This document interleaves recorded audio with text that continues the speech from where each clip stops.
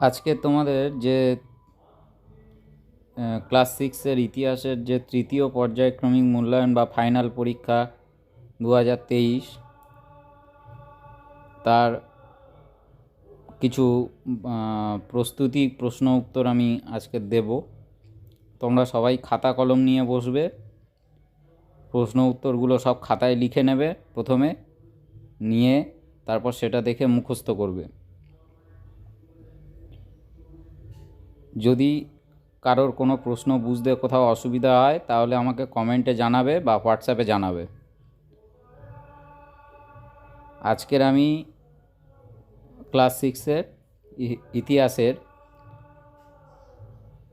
যে সপ্তম, অষ্টম আর নবম এই তিনটে অধ্যায় নিয়ে তোমাদের তৃতীয় পর্যায়ক্রমিক মূল্যায়নটা হবে। সেই তার হচ্ছে সপ্তম অধ্যায় থেকে কি কি প্রশ্ন আসতে পারে না আসতে পারে, সেগুলো আমি একটা প্রশ্ন উত্তর তৈরি করে দিয়েছি। তোমরা ভিডিওটা পুরোটা দেখে নাও। সপ্তম অধ্যায়ে যে বিষয়বস্তুটা আছে সেটা হচ্ছে অর্থনীতি ও জীবনযাত্রা, আনুমানিক খ্রিস্টপূর্ব ষষ্ঠ শতক থেকে খ্রিস্টীয় সপ্তম শতকের প্রথম ভাগ। এটাই হচ্ছে সপ্তম অধ্যায়ের তোমাদের বিষয়বস্তু।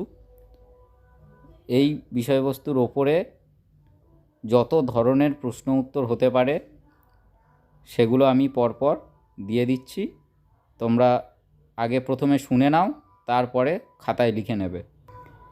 প্রথম আমরা যেটা দেখব সেটা হচ্ছে সঠিক উত্তরটি বেছে নিয়ে লেখো। এই রকম ধরনের কিছু প্রশ্ন উত্তর আমরা প্রথমে দেখে নেব।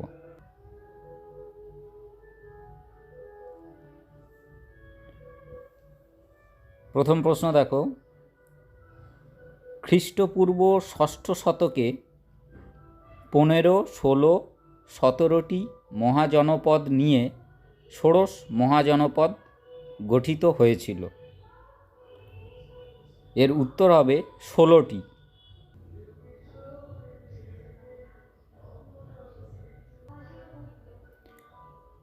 ষোড়শ মহাজনপদের আমলে বস্ত্রশিল্পের কেন্দ্র হিসেবে গুজরাট, মহারাষ্ট্র, বারাণসী খুব বিখ্যাত ছিল। এর উত্তর হবে বারাণসী।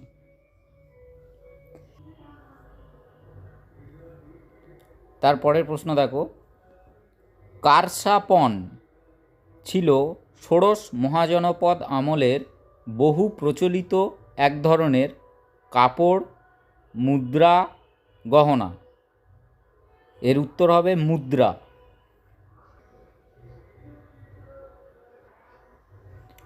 মৌর্য আমলে খনি এবং খনিজ সম্পদের উপর রাজকর্মচারী, রাষ্ট্র, প্রজার একচেটিয়া অধিকার ছিল।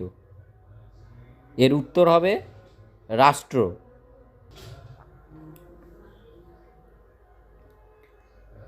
তারপরের প্রশ্ন, ওয়াড় কথার অর্থ হল গ্রাম, শহর, দেশ। এর উত্তর হবে শহর। কাবেরীপট্টিনম বন্দরটি ভারতের পশ্চিমবঙ্গ, গুজরাট, তামিলনাড়ু রাজ্যে অবস্থিত। এর উত্তর হবে তামিলনাড়ু রাজ্যে অবস্থিত। পরের প্রশ্ন, গুপ্ত আমলের রূপোর মুদ্রাকে বলা হতো টাকা, রূপক, মুদ্রা। এর উত্তর হবে রূপক বলা হতো। এবার শূন্যস্থানে সঠিক শব্দ বসাও, মানে শূন্যস্থান পূরণ টাইপের কিছু প্রশ্ন উত্তর দেখে নেব। আমি আজকের যে প্রশ্ন উত্তরগুলো বলছি এগুলো খাতায় একদম সুন্দর করে লিখে নেবে, নিয়ে মুখস্থ করবে। পরীক্ষার সময় কারোর কোনো অসুবিধা হবে না।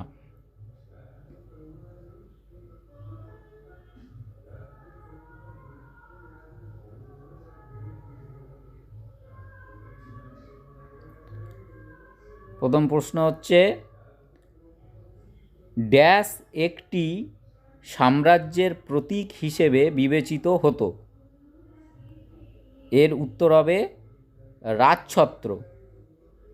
রাজছত্র একটি সাম্রাজ্যের প্রতীক হিসেবে বিবেচিত হতো।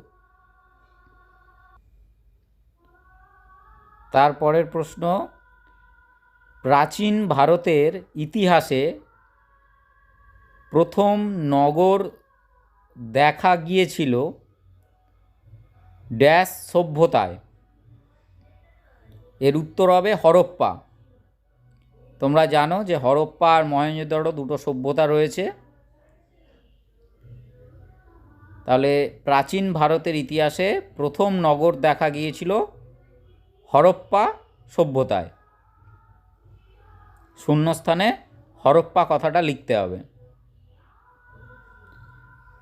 খ্রিস্টপূর্ব ড্যাশ অব্দ নাগাদ দ্বিতীয় নগরায়ণ গড়ে উঠেছিল। এর উত্তর হবে 600 অব্দ। প্রথম নগরায়ণ হচ্ছে হরপ্পা, আর দ্বিতীয় নগরায়ণ ষোড়শ মহাজনপদ, সেটা গড়ে উঠেছিল 600 অব্দে।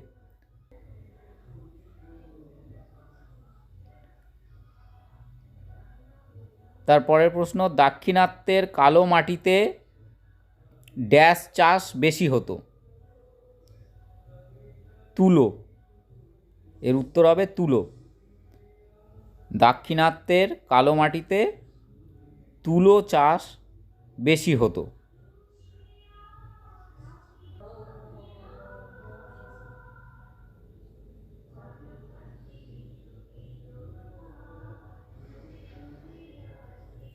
তারপরে দেখো, প্রাচীন বাংলার সূক্ষ্ম সুতির কাপড় ড্যাশ নামে পরিচিত ছিল।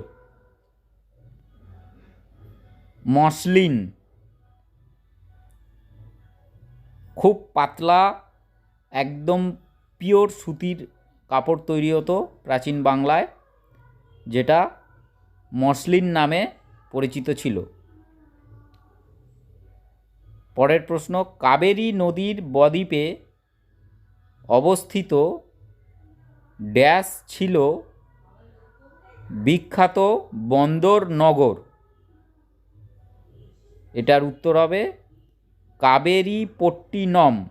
এই বানানটা সবাই ভালো করে দেখবে, কারণ এটা বেশিরভাগ ক্ষেত্রে বেশিরভাগ জন বানান ভুল করে। উচ্চারণটা হবে কাবেরীপট্টিনম।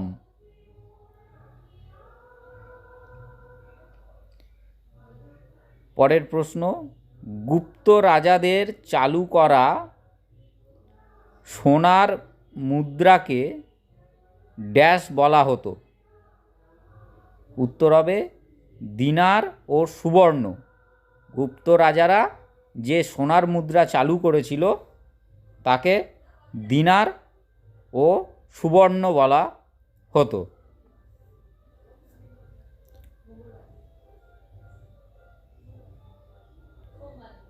পরের প্রশ্ন,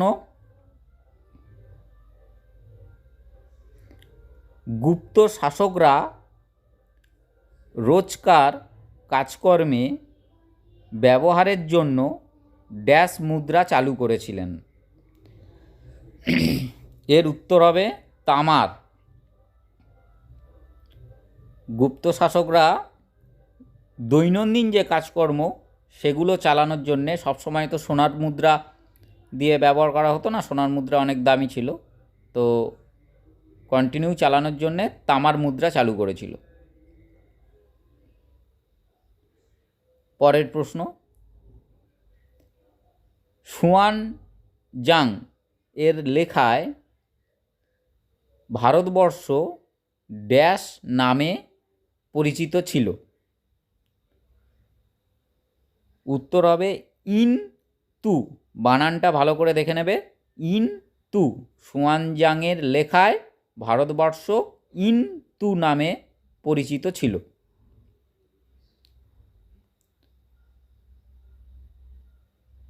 তো এই কটা শূন্যস্থান পূরণ ভালো করে মুখস্থ করবে।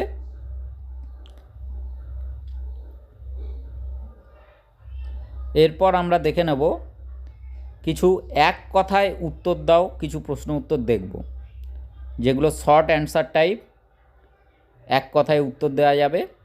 1 নম্বরের যে সমস্ত কোশ্চেনগুলো হয় সেই রকম কিছু প্রশ্ন আমরা দেখব।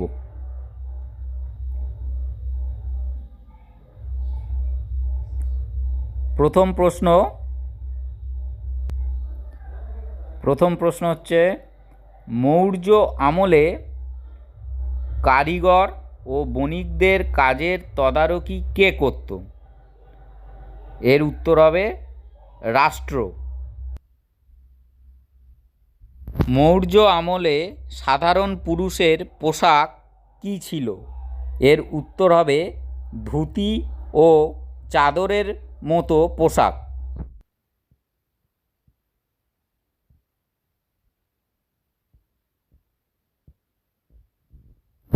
কেরালায় কিসের ফলন বিখ্যাত ছিল? উত্তর হবে গোলমরিচ।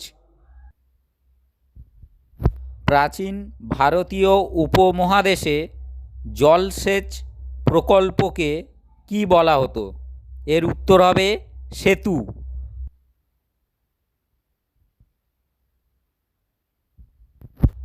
কুষাণ আমলে বারাণসী ও মথুরা কিসের জন্য বিখ্যাত ছিল?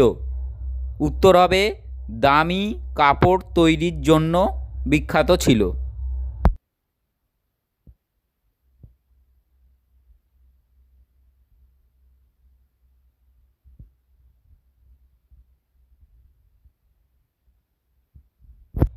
গাথা সপ্তশতী বইটি কোন ভাষায় লেখা হয়েছিল? এর উত্তর হবে প্রাকৃত ভাষায় লেখা হয়েছিল।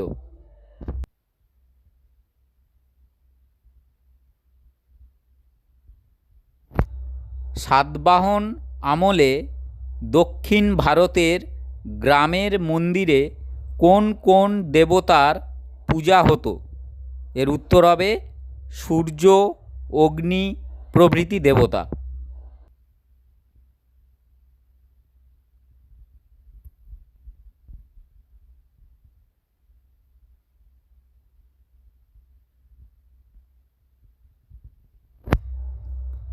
গুপ্ত আমলে বণিকদের নিজস্ব সংগঠনকে কী বলা হতো? এর উত্তর হবে বণিক গ্রাম।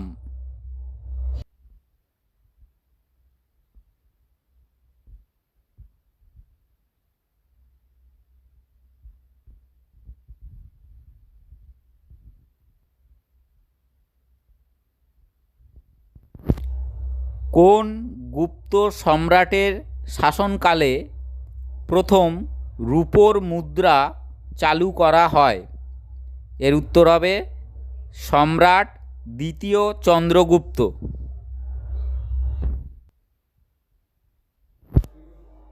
এবারে আমরা কিছু পূর্ণ বাক্যের উত্তর দেখে নেব। পূর্ণ বাক্য বলতে এগুলো ছিল, আগেরগুলো ছিল এক কথায় উত্তর, একটা সংক্ষেপ উত্তর লিখলেই হয়ে যেত, কিন্তু এবারে সেটা হচ্ছে পূর্ণ বাক্যে উত্তর একটু বেশি লিখতে হবে। এগুলোর জন্য 2 নম্বর থাকবে। 2 নম্বরের প্রশ্নের উত্তর যেরকম একটু বেশি লিখতে হয় সেরকম লিখতে হবে। কীরকমভাবে লিখতে হবে বা কতটা পরিমাণ লিখতে হবে, সেটাও আমি উত্তর করে দিয়েছি, তোমরা দেখে নেবে। বারবার বলছি, প্রশ্ন উত্তরগুলো কিন্তু খাতায় তোমরা মোবাইল দেখে দেখে আগে লিখে নেবে। আচ্ছা, প্রথম প্রশ্ন, প্রাচীন ভারতের ইতিহাসে প্রথম নগরায়ন কাকে বলে? এর উত্তর হবে প্রাচীন ভারতের ইতিহাসে হরপ্পা সভ্যতায় প্রথম নগরায়ন দেখা গিয়েছিল, তাই এই সভ্যতাকে প্রথম নগরায়ন বলা হয়।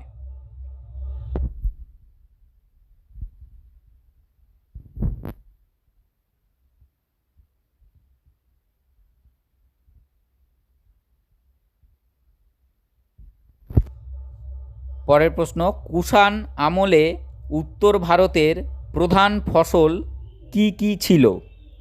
এর উত্তর হবে, কুষাণ আমলে উত্তর ভারতের প্রধান ফসলগুলি হল ধান, গম, যব, আখ এবং কার্পাস।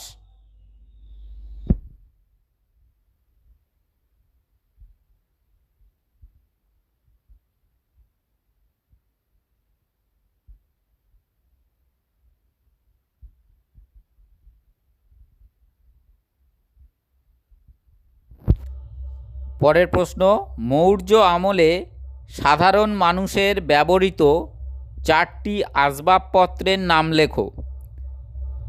4টি আসবাবপত্র হলো, উত্তর বলছি, 4টি আসবাবপত্র হলো খাট বা চৌকি, মাদুর, তোশক, চাদর, বালিশ প্রভৃতি।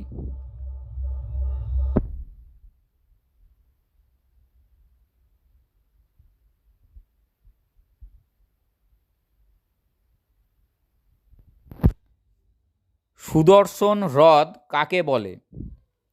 চন্দ্রগুপ্ত মৌর্যের শাসনকালে কাথিয়াওয়াড় অঞ্চলে একটি হ্রদ বানানো হয়েছিল। এই হ্রদের জল রাজকীয় উদ্যোগে জলসেচ প্রকল্পের কাজে ব্যবহার করা হতো। এই হ্রদটিকে সুদর্শন হ্রদ বলা হয়।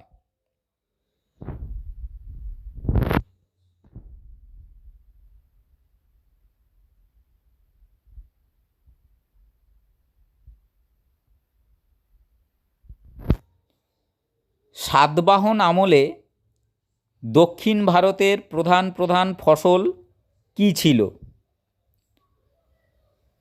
প্রধান ফসলগুলি হল ধান, তেলের বীজ, কার্পাস ও শন।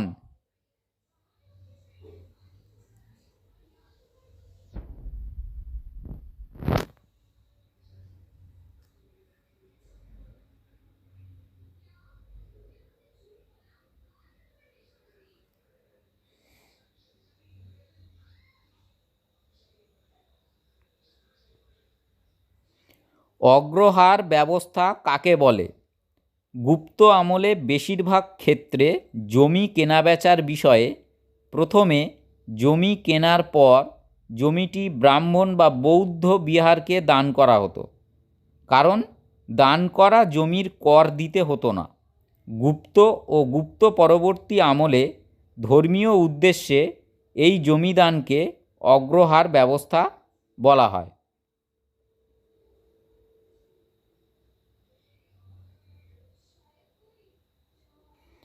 স্ত্রীধন প্রথা কাকে বলে? গুপ্ত আমলে মেয়েরা বিয়ের সময় কিছু সম্পদ পেতেন। ওই সম্পদের উপর কেবলমাত্র ওই মেয়েরই অধিকার ছিল। একে স্ত্রীধন প্রথা বলা হতো। মেয়েরা নিজের ইচ্ছে মতো এই সম্পদের ব্যবহার করতে পারত।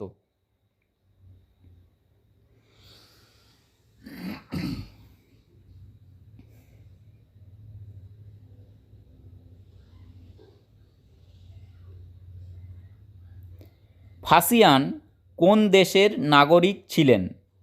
তিনি কার আমলে ভারতীয় উপমহাদেশে এসেছিলেন? উত্তর, ফাসিয়ান চীন দেশের নাগরিক ছিলেন। গুপ্ত সম্রাট দ্বিতীয় চন্দ্রগুপ্তের আমলে তিনি ভারতীয় উপমহাদেশে এসেছিলেন।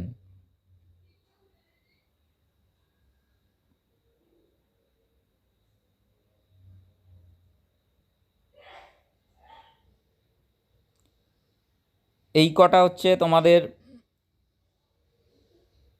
ছিল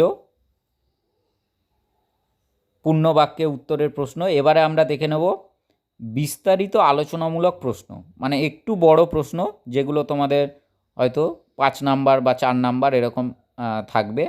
সেই রকম ধরনের কিছু প্রশ্নের উত্তর দেখে নেব।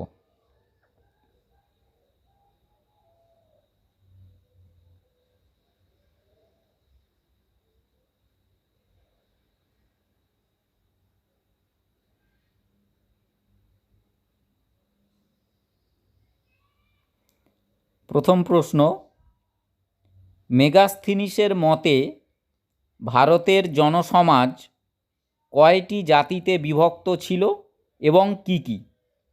মেগাস্থিনিসের মতে, উত্তর বলছি, মেগাস্থিনিসের মতে ভারতের জনসমাজ 7টি জাতিতে বিভক্ত ছিল।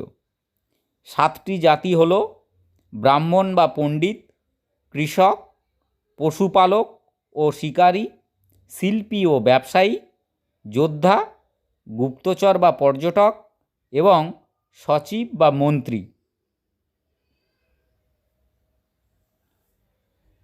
প্রাচীন ভারতীয় উপমহাদেশের জলসেচ ব্যবস্থা সংক্ষেপে আলোচনা করো। উত্তর, কৃষিকাজের উন্নতির জন্য ভালো সেচ ব্যবস্থার দরকার। শাসকরা নদীর জল সেচের মাধ্যমে কৃষি জমিতে পৌঁছে দেওয়ার ব্যবস্থা করত। এই জলসেচ প্রকল্পগুলিকে সেতু বলা হতো। প্রাকৃতিক এবং কৃত্রিম দুই ধরনের সেতুর ব্যবহার হতো। যেখানে প্রাকৃতিক জলের উৎস থাকতো না, সেখানে কৃত্রিম উপায়ে সেতু তৈরি করা হতো। এই সেতুর জল ব্যবহার করার জন্য কৃষকদের জলকর দিতে হতো। এছাড়া ধনী ব্যক্তিরা নিজেদের উদ্যোগে জলসেচের ব্যবস্থা করতেন। সপ্তম অধ্যায়ে তোমাদের এই কটাই প্রশ্ন উত্তর ছিল। এই কটাই তোমরা ভালো করে পড়বে। পরীক্ষায় তোমরা এর মধ্যে থেকেই প্রশ্ন পেয়ে যাবে। সমস্ত স্কুলের ক্ষেত্রেই সাজেশান আমি এটা একটা দিলাম। এ কটা তোমরা একটু ভালো করে পড়বে। আর অষ্টম অধ্যায়ের কিছু প্রশ্ন উত্তর নিয়ে আমি আরেকটা ভিডিও খুব শীঘ্রই ছাড়ব। এবার অষ্টম এবং নবম 3টে অধ্যায়েরই দেওয়া হবে। সপ্তমটা দেওয়া হয়ে গেল, অষ্টম কয়েকদিনের মধ্যেই দেব, তারপরে নবম অধ্যায়টা দিয়ে দেবো।